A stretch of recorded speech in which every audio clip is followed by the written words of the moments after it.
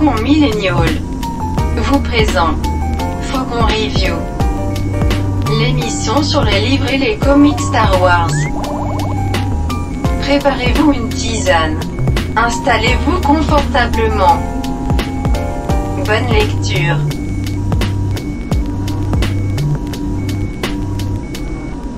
Bonjour ou bonsoir à toutes et à tous et aux autres et bienvenue dans Faucon Review, l'émission dans laquelle le Faucon Millennial vous donne son avis sur les romans et les comics Star Wars. Je suis Grushkov et je suis accompagné aujourd'hui des deux jumeaux terribles, Adrien Dupatelin qui est le jumeau maléfique. Bonsoir tout le monde. Et Laïn qui est l'autre jumeau maléfique. Oui, j'allais dire, si tu... soit tu me connais pas assez, soit faut qu'on passe plus de temps ensemble. T'as vu J'ai tout prévu. Tout à fait. Comment ça va ? Ça va très bien. Merci. Aujourd'hui, on se retrouve pour parler de The Fallen Star, qui n'a pas encore de titre traduit en français, je crois, pour l'instant. C'est une bonne question, ça. Qui est le dernier roman adulte de la première phase de la Haute République, faisant suite à La Lumière des Jedi et L'Orage gronde.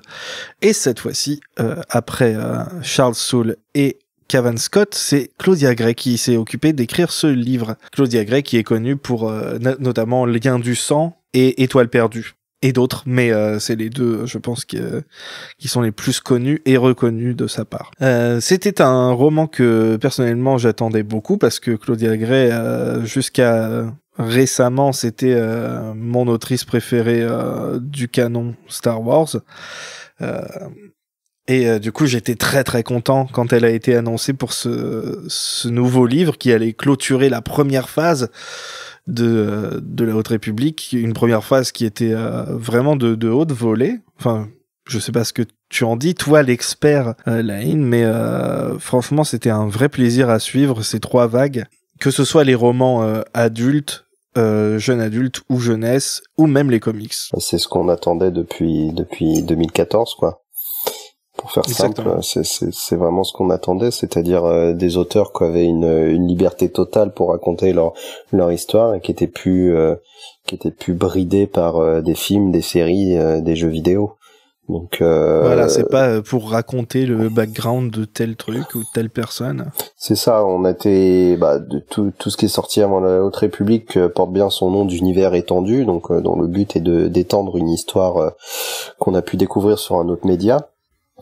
Là, on peut, le terme d'univers étendu est limite faux à ce sujet-là, parce que ça crée son propre petit bout d'univers dans la galaxie Star Wars. Exactement. Et du coup, on arrive à la fin de ce premier arc, en fait, le premier arc narratif de la Haute République, qui concernait principalement l'arrivée, en gros, la tentative d'union de la République dans la bordure extérieure, tandis que les bandits, les Nihil, peu importe comment vous voulez prononcer, se sont mis en tête de leur mettre des bâtons dans les roues pour garder leur liberté de piller comme ils voulaient. Donc, Laïn, toi qui es l'expert, qui a l'habitude de faire des reviews, est-ce que tu veux nous dire, sans spoiler, ce que tu as pensé de ce troisième et dernier roman adulte de la première phase ? Oui, pas de problème. Alors, The Fallen Star, comme tu l'as dit, on partait avec du très bon, puisque il est écrit par Claudia Gray.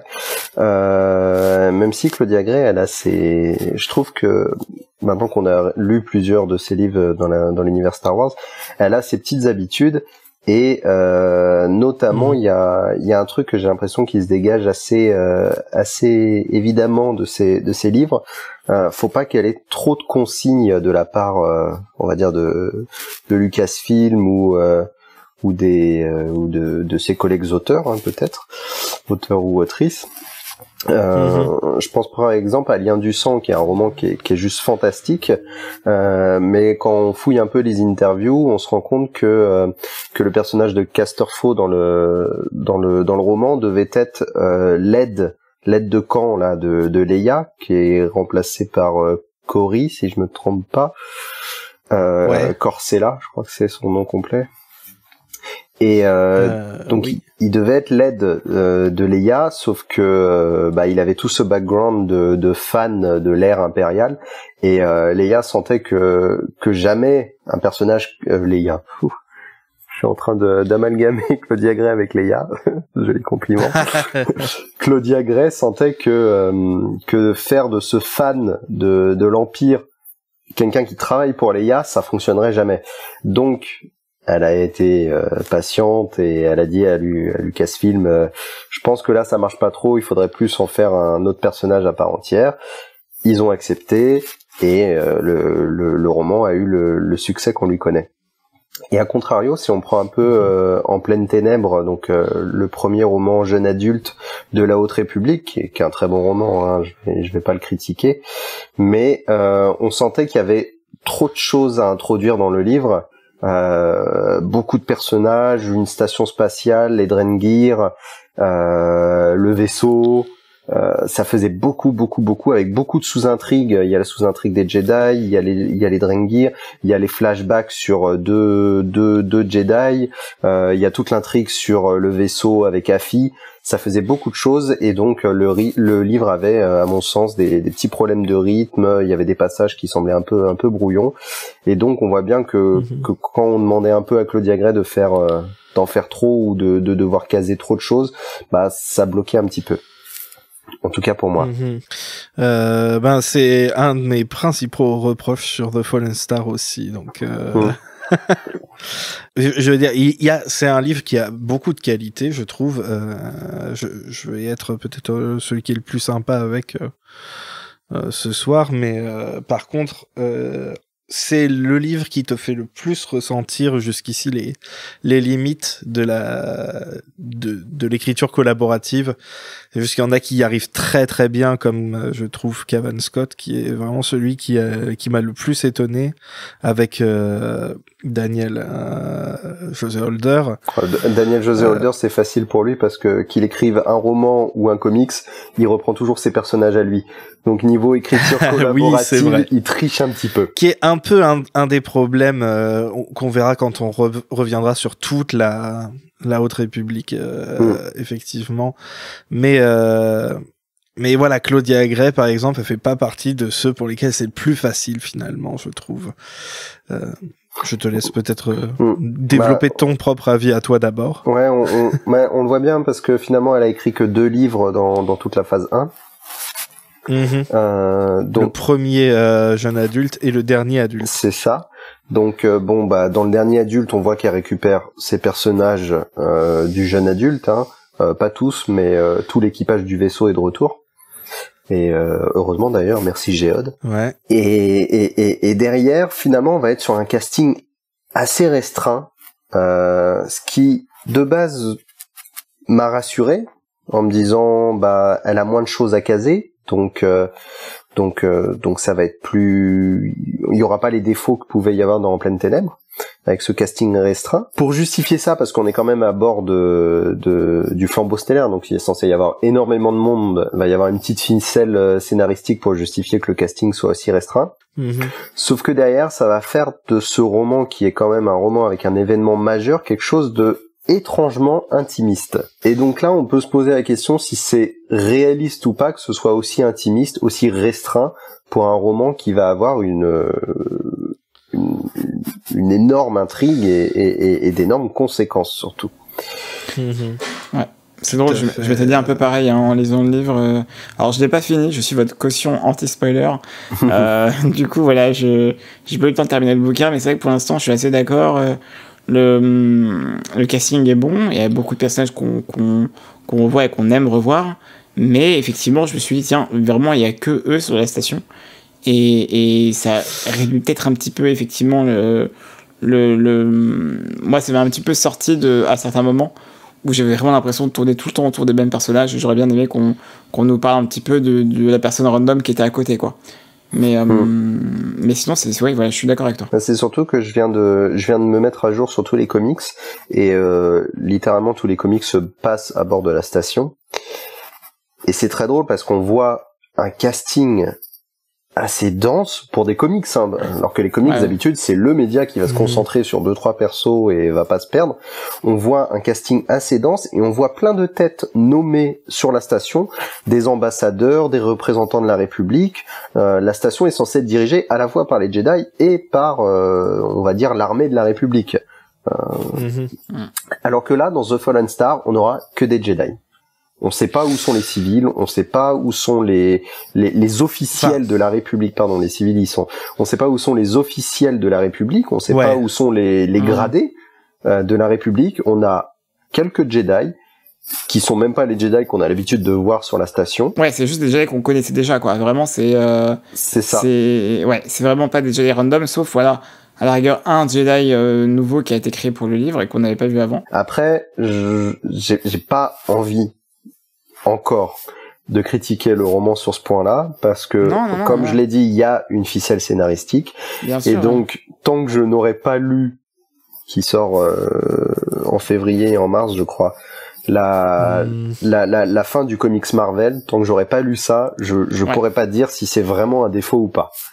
Voilà. Tu sais quoi, je suis pas quand même pas trop d'accord. Mais je comprends ce que tu veux dire, mais c'est quand même quelque chose qui manque au livre. Dans tous les cas, j'ai un a priori parce qu'encore une fois, je me dis, on est dans un comics, je sais qu'ils auront que entre 40 et 50 pages pour raconter tout ce qui manque dans ce roman, 40 et 50 pages de comics. Donc je sais que j'en suis sûr à 90% que oui, il manquera toute une partie du casting qu'on était en droit d'attendre. Ouais, mais effectivement, pour moi, hein, l'un des plus gros défauts du livre, c'est vraiment le manque de point de vue, le manque de scope au final. Il y en a beaucoup. Alors moi, j'ai pas vraiment eu cette sensation-là, mais j'ai vu beaucoup de personnes qui disaient, on a l'impression que Starlight Beacon, c'est très petit, c'est 3 salles, qui pas vraiment la sensation que j'ai eue. Non. Mais on aurait quand même gagné à avoir des points de vue des personnages qui sont à l'extérieur de ça, ou en tout cas pas dans le même endroit que les autres. Et d'ailleurs, je trouve que ça rejoint un autre petit défaut. Vas-y, je t'en prie. Notamment dans le livre, il va y avoir beaucoup de raisons qui font que les ennuis arrivent. Oui. Et il y a plein de choses qu'on a envie de dire aux personnages, on a envie de les prendre, de les secouer et de leur dire mais vous pouvez faire ça, vous pouvez faire ça ou vous pouvez faire ça pour régler la situation. Et Claudia Gray va toujours essayer de chercher une justification qui explique pourquoi on peut pas régler la situation. Des fois la justification peut arriver 50 pages après qu'on se soit posé la question, c'est pas grave, elle est quand même là. Il y en a quand même certaines qui sont farfelues.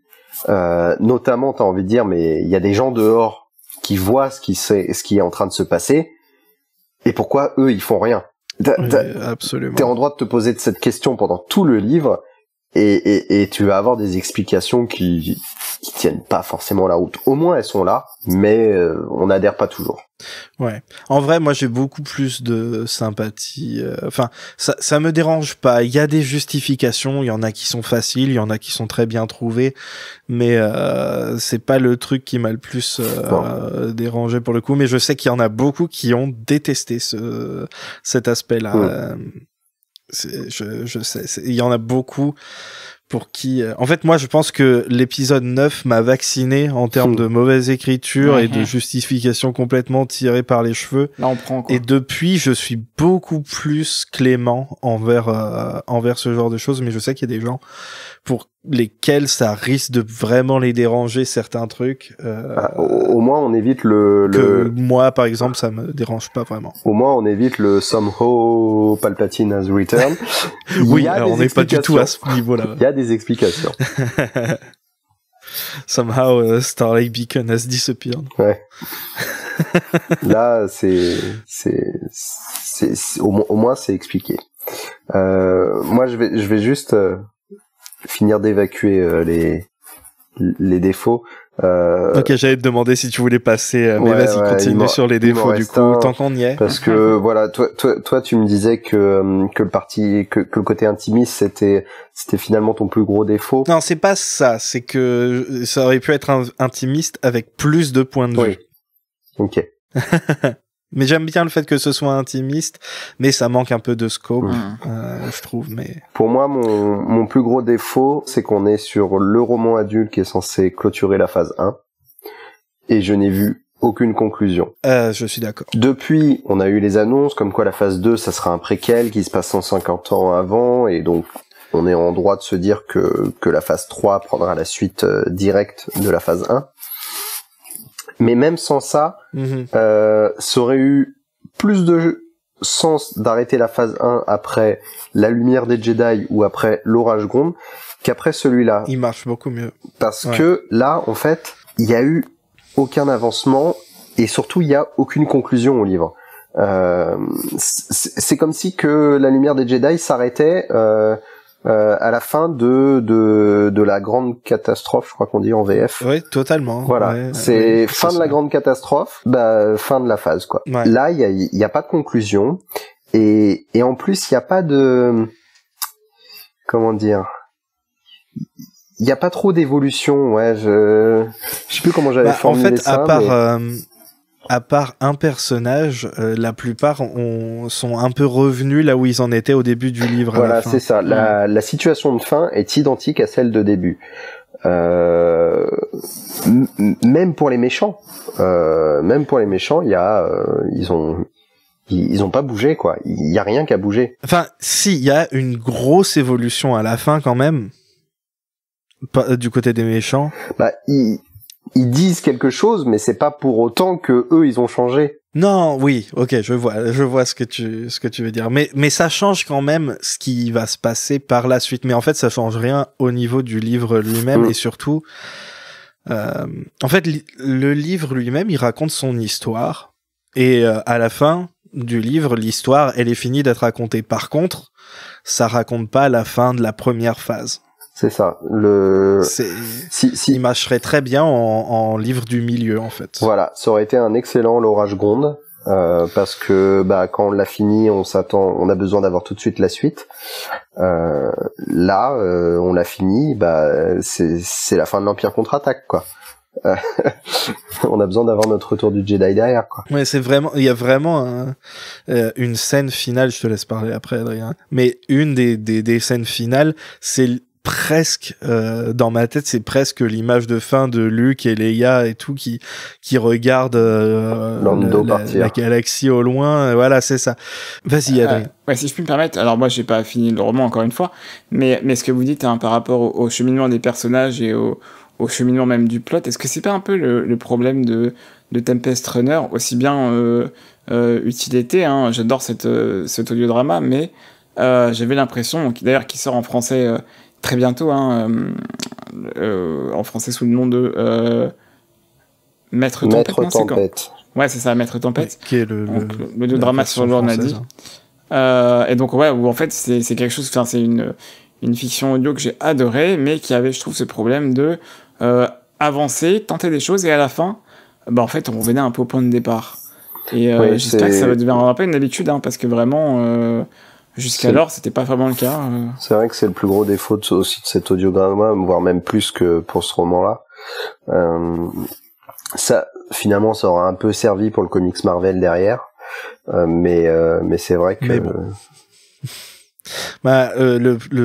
Pour Tempest Runner, en plus, il y a une plus grosse évolution du personnage dedans que ceux qui sont dans le The Fallen Star, et du coup ça c'est encore plus dur, je trouve, de revenir à la situation initiale plus ou moins à la fin. The Fallen Star, il y a un gros potentiel d'évolution, sauf que comme le roman s'arrête, je sais pas, il doit se passer quoi le temps du roman, 2 jours, 3 jours. À mon avis, on n'est pas... Voire même 4. À mon avis, on n'est pas très loin. Donc, il y a un gros potentiel d'évolution pour les personnages, sauf que, encore une fois, on devra attendre la phase 3 pour voir comment ce qui s'est passé dans ce roman les aura impactés. Parce que le roman s'arrête à la fin de l'action. C'est long, ouais. Et c'est une lecture qui est très agréable quand tu lis. Par contre, une fois que t'as fini le livre, c'est très très frustrant et tu voudrais beaucoup plus. C'est ça. Mais oui, mais il y a aussi justement plein de bonnes choses dans ce livre quand même.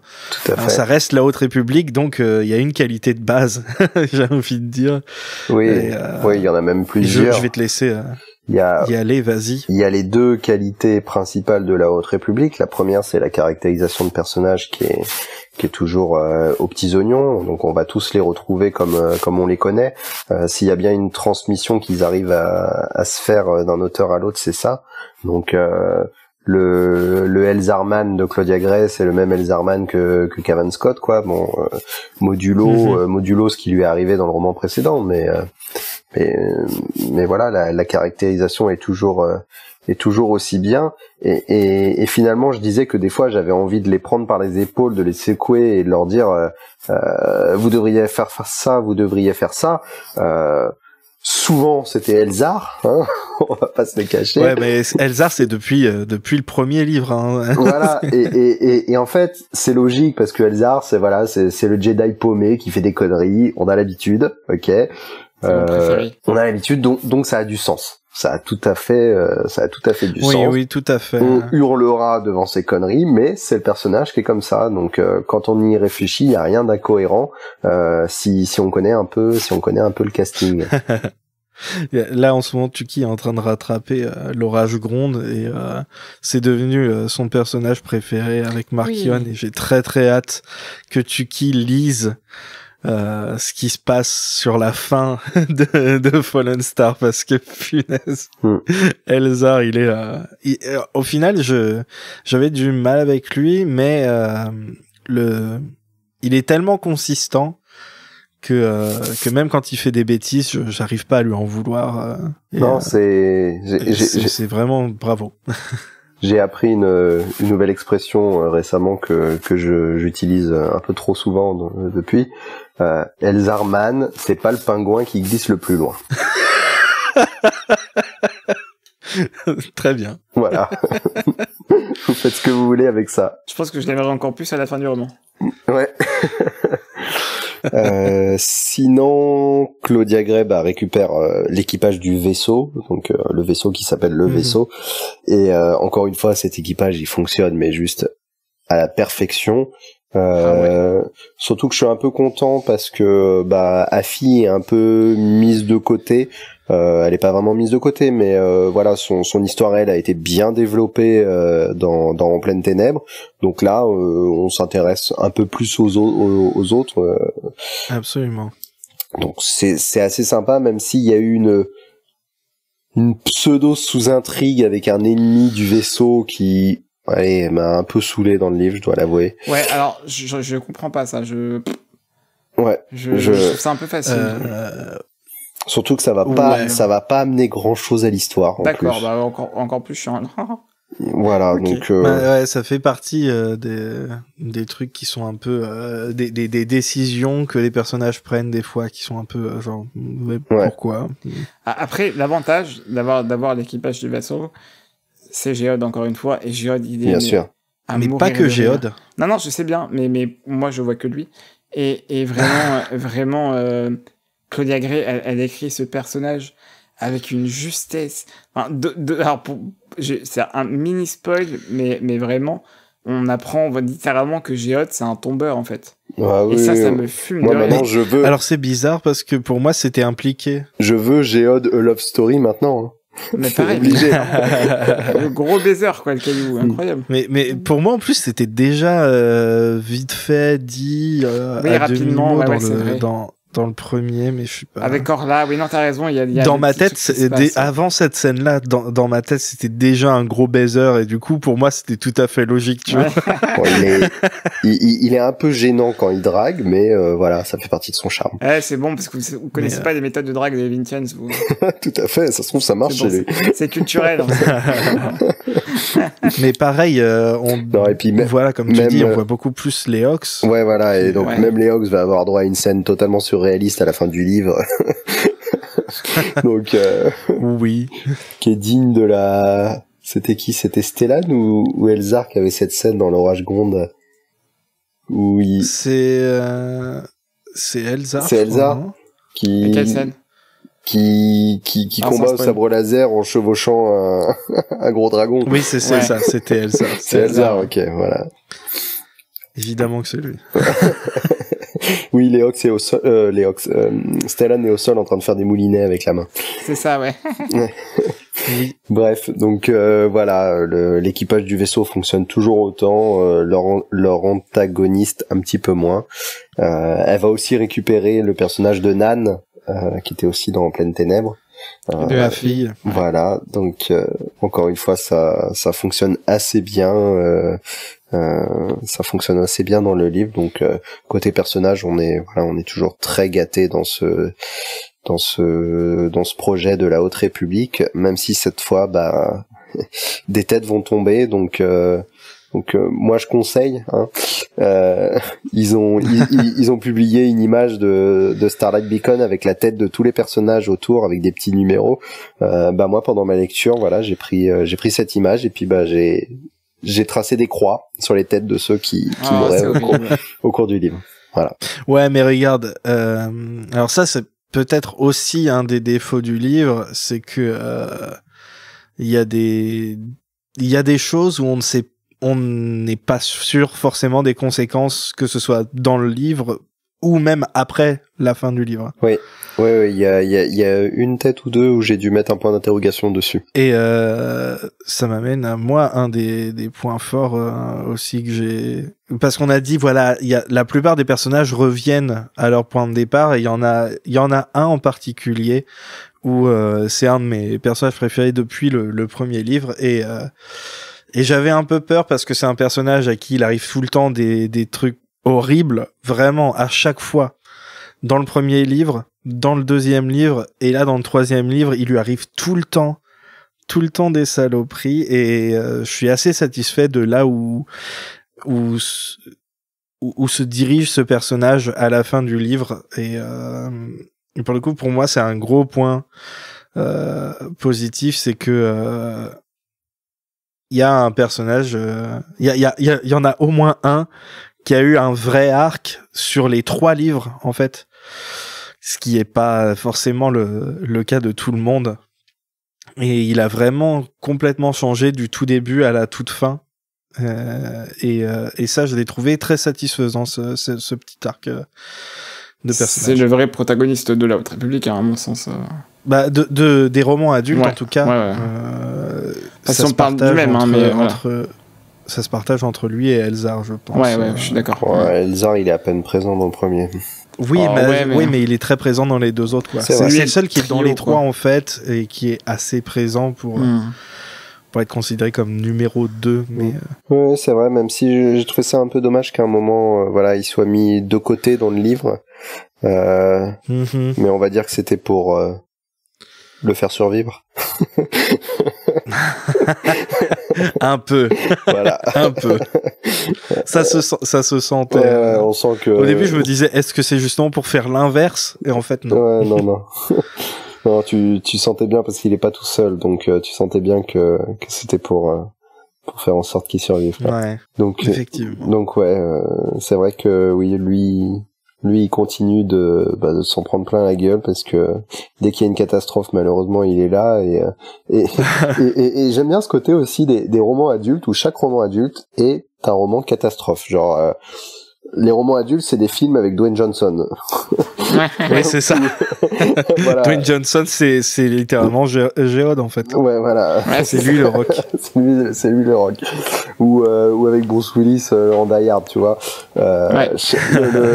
Même s'il y a un côté où la catastrophe se restreint, c'est-à-dire que le premier, ça touche toute une région de la galaxie. Toute la bordure extérieure est touchée par une catastrophe. Le deuxième, c'est toute une planète, et là, c'est toute une station spatiale.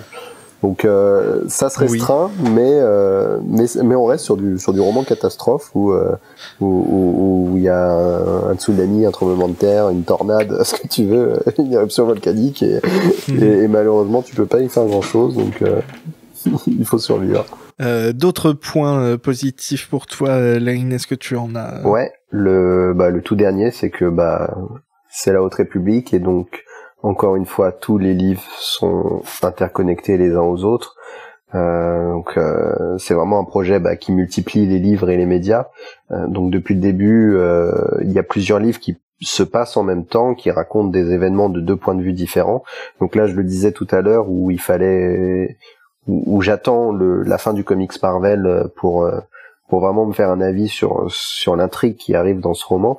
Donc oui, la fin du comics Marvel, les 2 derniers numéros se passent exactement en même temps que ce roman, où on va pouvoir voir un peu ce qui arrive à d'autres personnages pendant cette situation. Donc ça reste vraiment une force de ce projet. Et l'autre aussi qui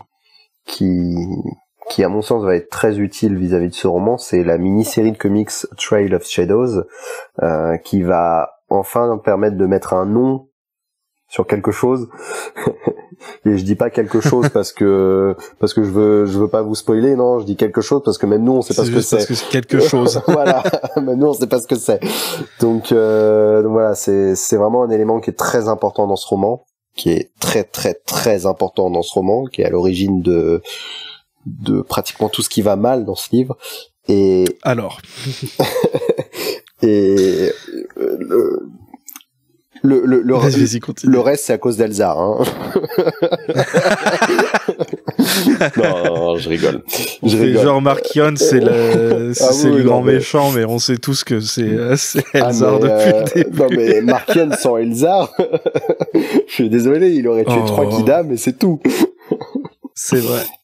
Non, donc oui, il y aura cette mini-série de comics, là on en est au numéro 3 je crois en VO, donc il en reste 2 encore, et qui va vraiment mettre la lumière sur un élément très important de l'intrigue. Donc il paraît que c'est de très très bonne qualité. Ouais, c'est un peu lent, disons que dans les 3 premiers numéros on n'est pas allé très loin, à part cette histoire de berceuse. Okay.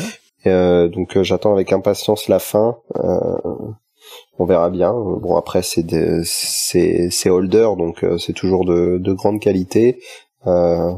Il fait quelque chose qu'il fait très souvent en ce moment, c'est-à-dire qu'il y a une scène dans la mini-série Trail of Shadows qui est aussi présente dans son comics Star Wars Adventure. Oui, alors ça c'est génial, hein. En termes de cross média, enfin même de transmédia, c'est incroyable parce que clairement il y a une scène qui est vue sous 2 angles différents.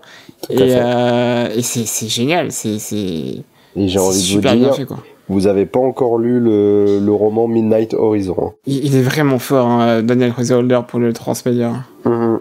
Alors ouais, mais justement, moi je vais dire un de mes autres défauts pour Fallen Star, c'est que c'est le premier livre où en le lisant je me disais, est-ce que les gens qui ont pas lu tout vont comprendre ce qui se passe ou auront vraiment facilement toutes les clés?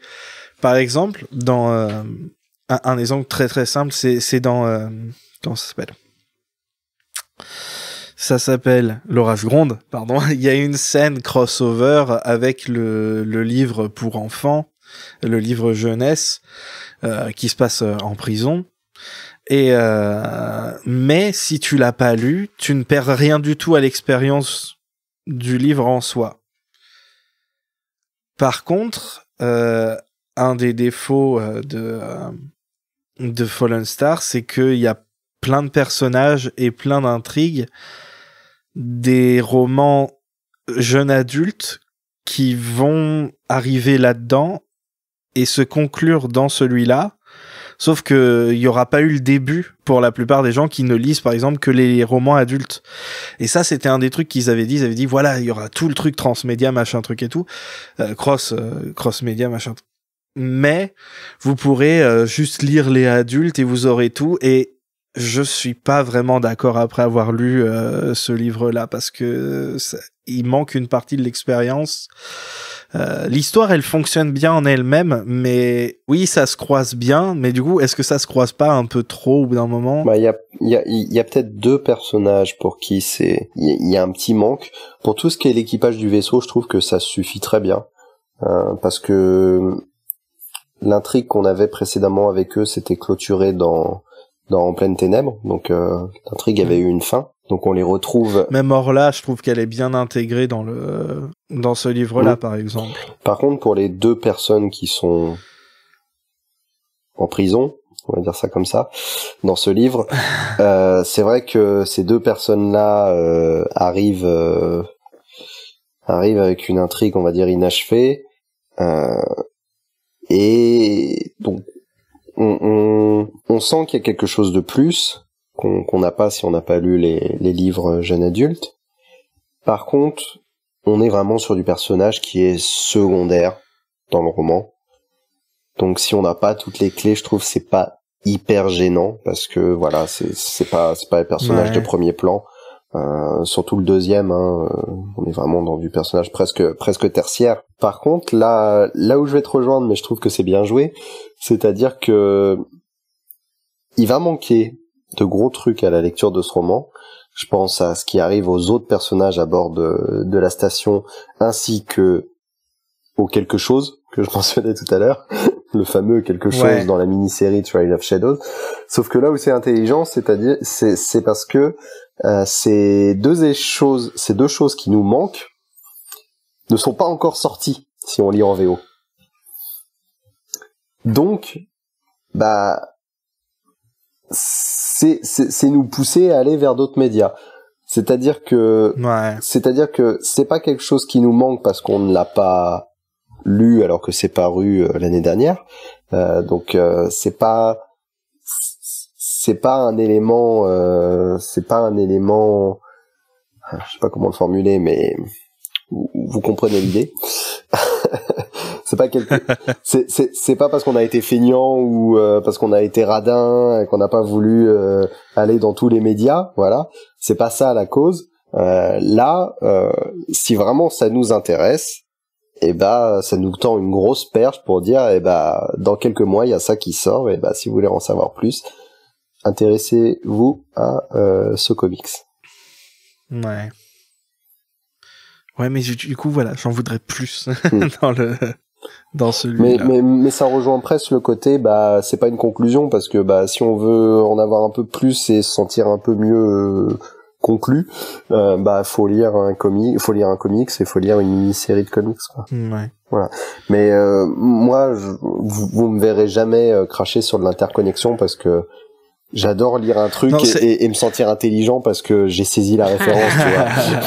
En fait, ça marche super bien. Quand tu as tout suivi, mais oui, ça te récompense énormément. Exactement. Moi, vraiment. T'es comme un gosse. Mais pour moi, c'était super. Le truc que je me dis, c'est est-ce que ça va pas créer des manques à d'autres personnes. Mais ouais, j'étais vraiment en mode Leonardo DiCaprio là qui pointe sa télé tout du long, hein. Et je trouve que c'est celui en fait les romans adultes là, ils se lisent tous très très bien. Ça c'est un gros point fort.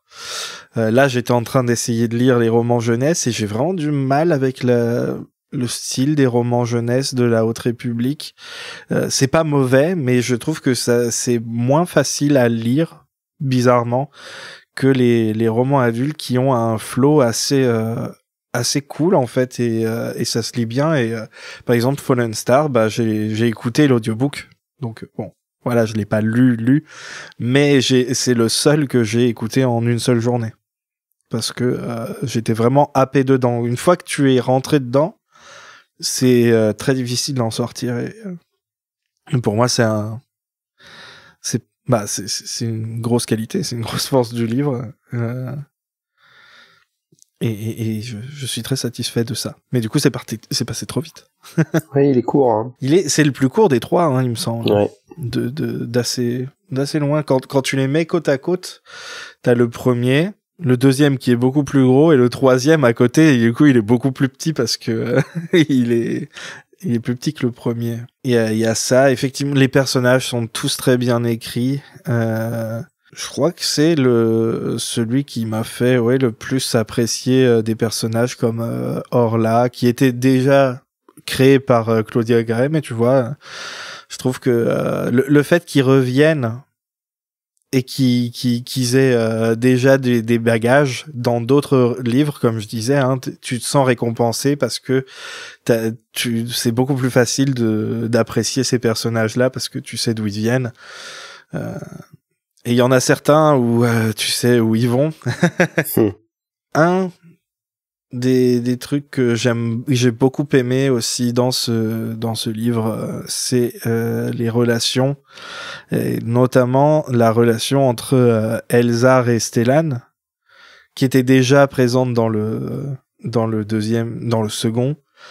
En fait, les relations de Stellan avec tout le monde, j'ai trouvé ça assez intéressant de le voir interagir avec plein de monde. C'est aussi un personnage qui a beaucoup de changements dans ce livre-là. Et c'est mon deuxième préféré après l'autre, dont j'ai parlé vite fait tout à l'heure.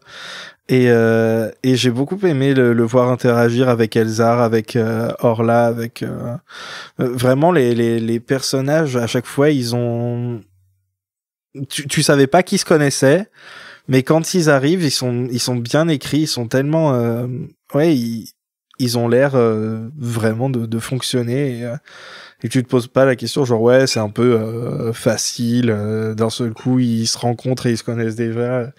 Ça marche très bien, je trouve, tout ce côté-là. Ils ont un passif ensemble. Une grande famille. Oui. Bon, moi j'ai fait à peu près le tour de mes points positifs et de mes points négatifs sur ce roman. Donc bon, j'ai pris beaucoup plus de temps que prévu, hein, vous avez réagi. Mais oui, pardon, mais on avait beaucoup de trucs en commun en vrai. Et juste pour conclure un peu, clairement c'est mon roman, c'est celui que j'ai le moins aimé parmi les romans adultes de cette première phase. C'est pas un mauvais roman pour autant. C'est un bon roman qui se lit bien. Par contre, il ne correspond absolument pas aux attentes que je pense tout le monde peut avoir. Il y a que surtout avec la promo. Voilà, la promo, les attentes. Il y a que le mec qui se dit tiens, j'aime bien la couverture, encore que la couverture est laide. Mais il y a que le mec qui se dit tiens, j'aime bien la couverture, je vais lire ça. Bah voilà, il va le lire sans aucune attente. Donc lui, ça se trouve, il va trouver que c'est un roman génialissime. Si j'avais pas eu toutes ces attentes et toute cette promo derrière, j'aurais pris ce roman pour ce qu'il est et seulement ce qu'il est, et je l'aurais sans doute beaucoup plus apprécié. Ils ont abusé sur la promo d'ailleurs, je trouve. Oui, la promo te dévoile l'élément majeur du livre, et surtout que l'élément majeur du livre arrive globalement vers la moitié ou aux 2/3. Donc ça prend beaucoup son temps pour en arriver là. En fait, ça met beaucoup de trucs en place pendant la moitié du livre. Exactement. Et du coup, tu lis 150 t'as déjà pages. dit ce qui se passait. Tu lis 150 pages, 200 pages à attendre un truc que tu sais qui va arriver. C'est ça, ouais. Et c'est pas genre, tu sais, parce que le titre il s'appelle Fallen Star, tu le sais parce qu'ils t'ont montré les images. Oui, les images c'est pas la même chose.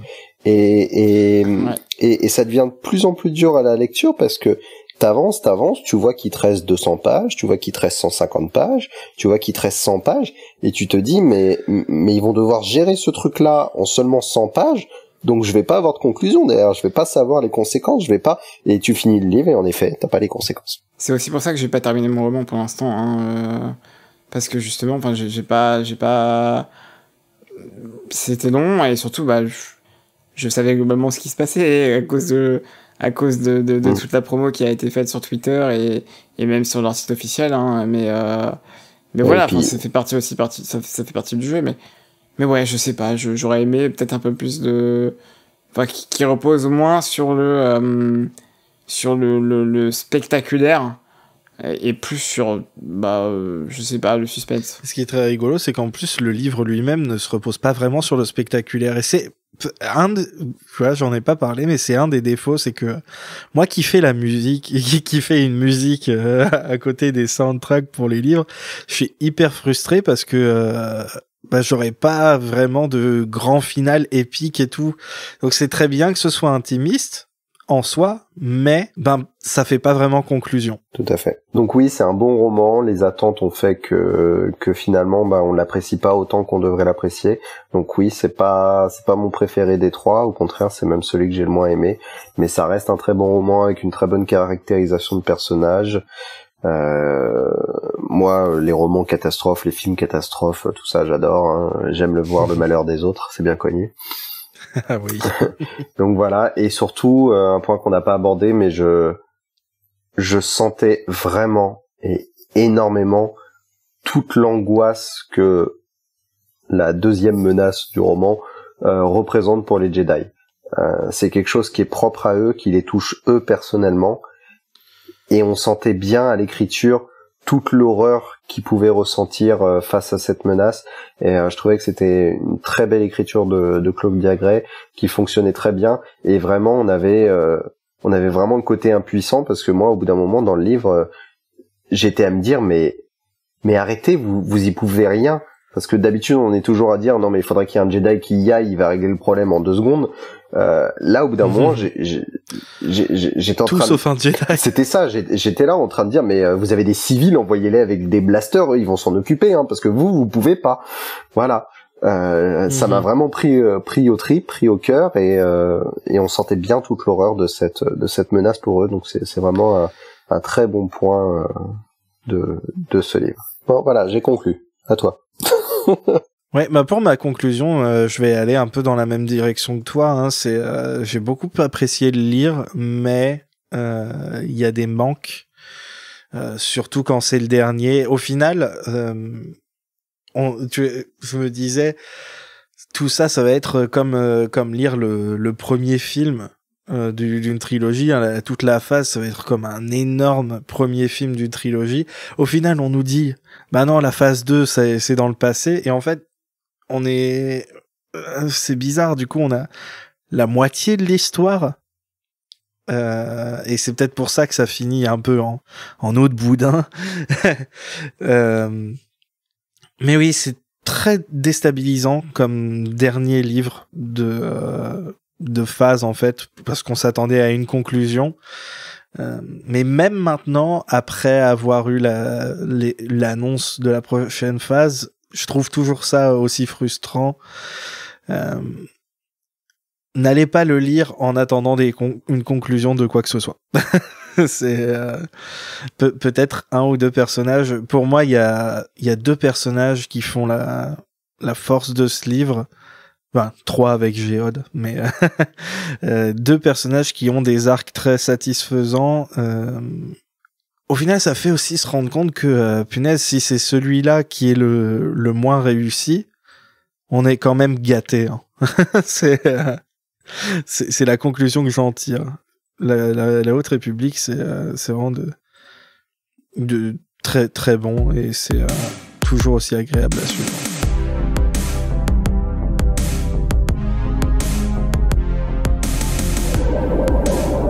Bonjour, je suis T1BB, droïde de protocole à bord du Faucon Millennial.